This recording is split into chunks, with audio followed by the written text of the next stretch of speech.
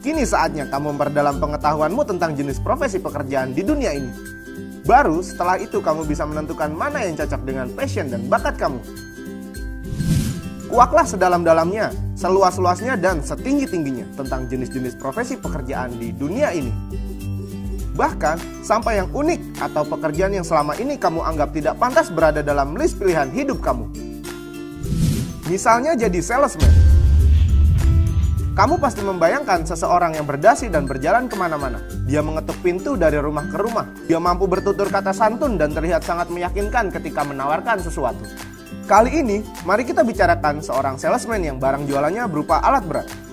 Misalnya, ekskavator, yang rata-rata seharga 5 miliar rupiah. Ekskavator harga segitu masih termasuk yang ukuran kecil sampai dengan menengah. Asumsinya, kalau salesman tersebut berhak mendapatkan fee penjualan 1% dari setiap ekskavator yang dijualnya, maka 50 juta rupiah akan dia kantongi dari penjualan per unitnya. Kalau dalam setahun dia mampu menjual 10 unit, maka 500 juta akan dia bawa pulang. Itu belum terhitung gaji bulanan dan tunjangan lainnya. Sekarang bayangkan kalau alat berat yang dijual rata-rata seharga 10 miliar hingga 25 miliar rupiah. Berapa fee yang akan berhasil dia dapatkan? Untuk profesi ini sangat dibutuhkan kemampuan komunikasi dan presentasi yang sangat handal.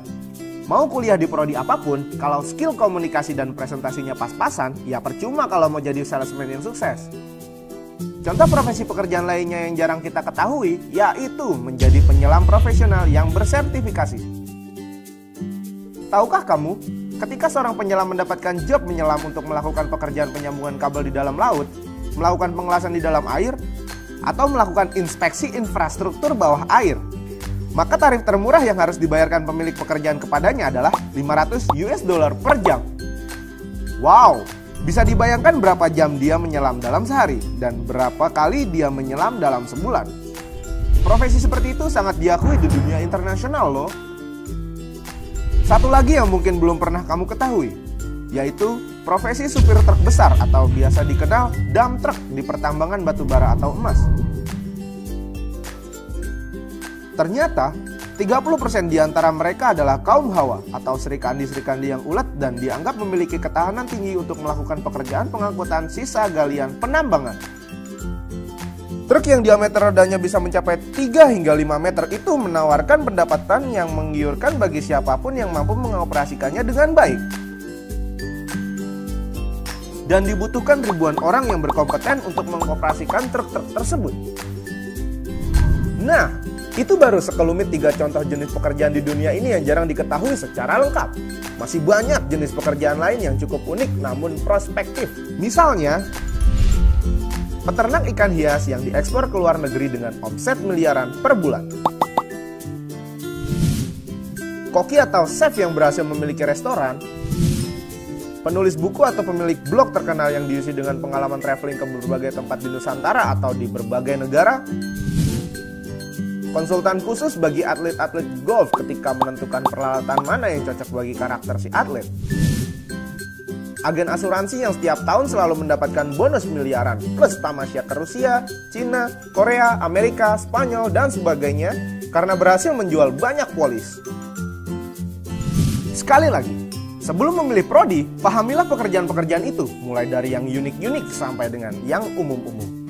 Misalnya, menjadi dokter umum, polisi, tentara, pilot, arsitek, banker atau akuntan, dokter gigi, dokter hewan, peneliti, marketing, guru atau dosen, pengacara, hakim, notaris, penerjemah bahasa, guide pariwisata, engineer, manajer, blogger, perawat, perekam medis, bidan, sekretaris, fotografer, ahli purbakala dan sejarah, reporter, wartawan, pembawa acara, dan masih banyak lagi.